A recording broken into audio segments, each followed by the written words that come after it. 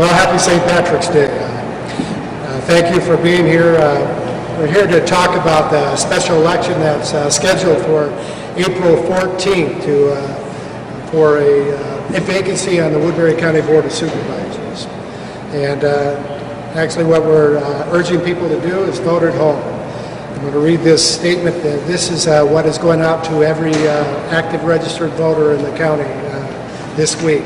Vote at home. The World Health Organization has declared a COVID-19 a pandemic. President Donald Trump has declared COVID-19 a national emergency, and Governor Kim Reynolds has signed a proclamation of disaster emergency amid the COVID-19 cases in Iowa. With that in mind, the Woodbury County's Auditor's Office has made a decision to conduct the April 14, 2020 special election to fill a vacancy on the Woodbury County Board of Supervisors, essentially as a vote-by-mail election.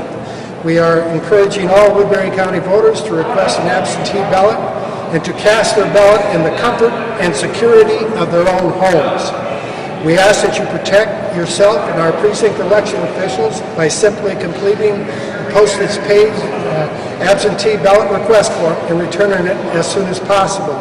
A request form must be received in our office by 5 p.m. on April 3rd so that we may send a ballot to you to be voted and returned to us postage paid.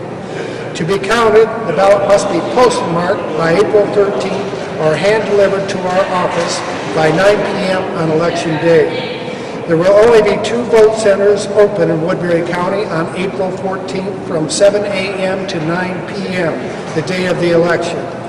One will be located at the Augustana Lutheran Church, located near downtown Sioux City at 600 Court Street, and the other will be located at the Woodbury County Public Safety Building, located at 121 Deer Run Trail in Climbing Hill. We also will be open for in-person voting in our office from 8 a.m. to 4:30 p.m. Monday through Friday until the day before the election. We are asking that you refrain from using these facilities unless you are unregistered or have some other voter registration issue. We also are looking at, in order to slow the traffic into our office, we're looking at putting a drop box outside the courthouse for people to drop off their absentee ballots. The other issue that we're dealing with, and we're waiting for instructions from the Secretary of State's office, is nursing homes. In order for nursing home residents to vote, we are required to send a team into each one of those nursing home facilities, those healthcare facilities. But they have already indicated to us that they are going to restrict any people from going into those healthcare facilities. And so we're trying to work with the Secretary of State's office to determine how we're going to overcome that. We also we met yesterday with the department heads and Board of Supervisors to determine what we're going to do as far as the county. Some of the offices, it's going to be by appointment only. They're going to start restricting access to the courthouse. A lot of other counties are already doing this, shutting off public access to the courthouse. What it's all about is trying to lower the bell curve as far as infections go.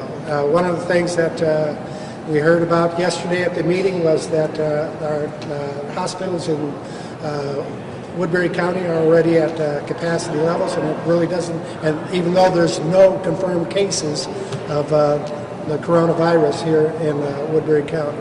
So we're trying to cooperate with trying to push that bell curve down, and we also are trying to protect our employees and most importantly our precinct election officials, who are the most acceptable group according to the instructions that we're getting.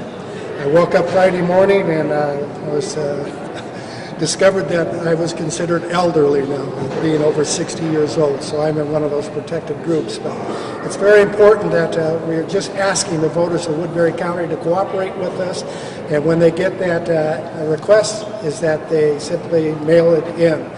The only thing that we want folks to do as far as on election day, it goes against my grain to tell people that we don't want them to go to the polling place, but we are only reserving that for folks that are unregistered or have some sort of registration problem. We're just trying to limit that, and we want people to vote at home. That's the most important message that we can get to people, is that they fill out those request forms and they send it to us. We will fulfill it. We will send a ballot back to them, and they have to have it back to the courthouse. It has to be postmarked the day before the election or hand delivered to the courthouse by 9 o'clock when the polls close on election day.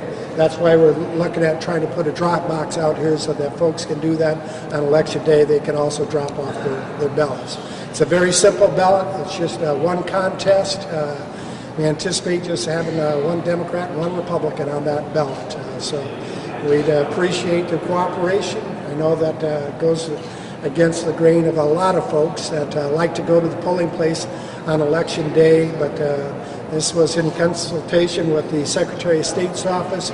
Friday morning, we met with a lot of other county auditors and discussed with the Secretary of State's office what we're going to do, because other counties are facing the same issue that we're going to be dealing with the primary election, and we are considering taking the same actions for the primary election that we will be holding June 2nd this year. So with that, I'll open it to any questions. This is, of course, unprecedented here, and for as long as you've served and as long as I've been around. Do you ever remember anything like this ever happening? Nothing like this. Other health issues that have arisen, we just have never had that type of instructions that are coming from us, or the advice that we're receiving from the state level as to what we are going to do. I know since this is uncharted territory, but the fact trying to get more people to vote from home, there's no way to gauge the turnout. Sometimes with special elections, it's a low turnout. Who knows? Maybe this will be a bigger than expected turnout. We are hoping that will be a result, is that people pay attention and that they do this. We looked at, like, the primary election. Other states are postponing that and doing that sort of thing. The Secretary of State's office advises that Iowa law doesn't allow us to change that election date, the primary. We could request in Blackhawk County. They are postponing. They have a special election that is supposed to be scheduled for next Tuesday. They have postponed it a week. It's very difficult when you start postponing elections to catch up once you do that. So we had a special election March 3rd. We had to reschedule this one for April 14th to fit in between the March 3rd and the primary election. There is blackout dates around the primary election, and this election is by law, we cannot combine this with a primary election. That's why we're going forward with this, and that's why we're asking for the cooperation of the voters of Woodbury County to participate by voting at home. Because of the nature of how the votes are coming in, will this, when we get to 9 p.m. election day night, is it going to be a longer process then to count, or what do you think? No, we anticipate we're loading up on people who will be participating in the absentee board. We usually have 3 people for a special election. We're going to have a dozen people here. And we anticipate that we'll be able to process those the day before and count them on election day. And by the time the polls close at 9 o'clock, we will have that initial batch of votes counted to be able to report out at 9 o'clock on election day, April 14th. How many precinct election officials were you expecting to have before this change, and how many will be having now? We were planning on, just like the special election, having at least 3 at 28 polling places, and some of them had up to 5. This time, at just the 2 vote centers, we will have 7 at each location.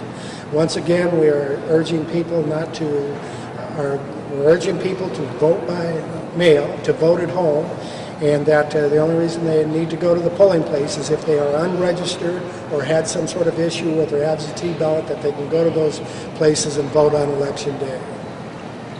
What are the precautionary measures being taken place at those election places? Are you guys going to be like wiping down screens and stuff like yes, that? we're scrambling just like everybody else to try to get cleaning materials to do that. We've also talked to the building services folks here. They have a machine that they can atomize to clean the facility. We're asking them about doing it before we open the polls and then after we close the polls, so that we can alleviate the concerns of those of Augustana Lutheran and also at Climbing Hill. But Climbing Hill is a county facility, and Gary Brown out there is cooperating with us as far as doing that. But we're trying to purchase gloves and all those things that we continue to try to flatten that curve and protect our workers and the voters.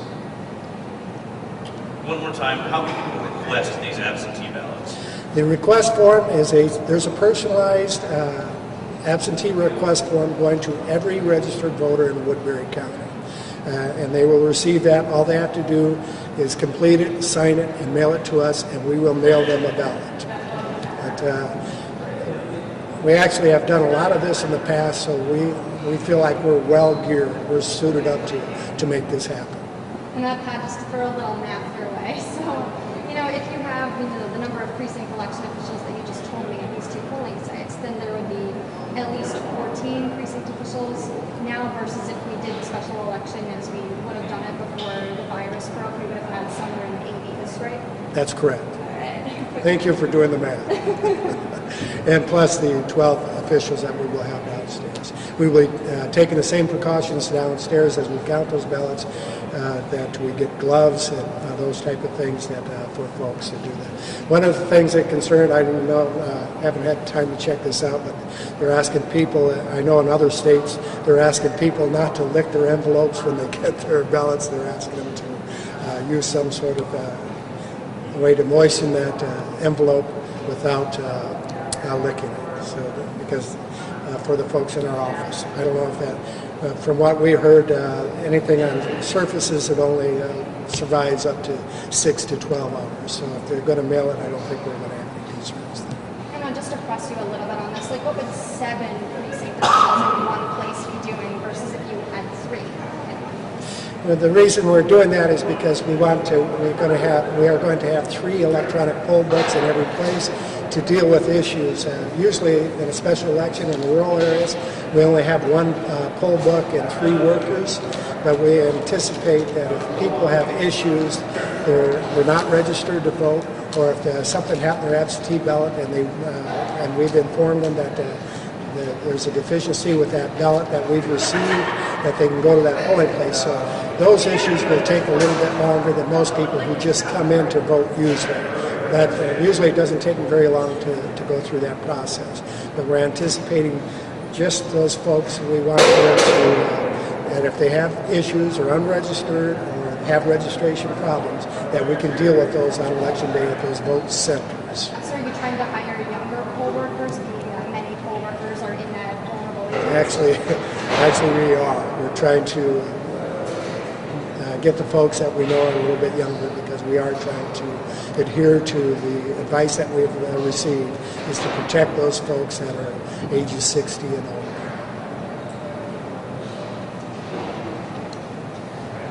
Any other questions? We're good. All right. Thanks, Pat. Thank you. I appreciate it.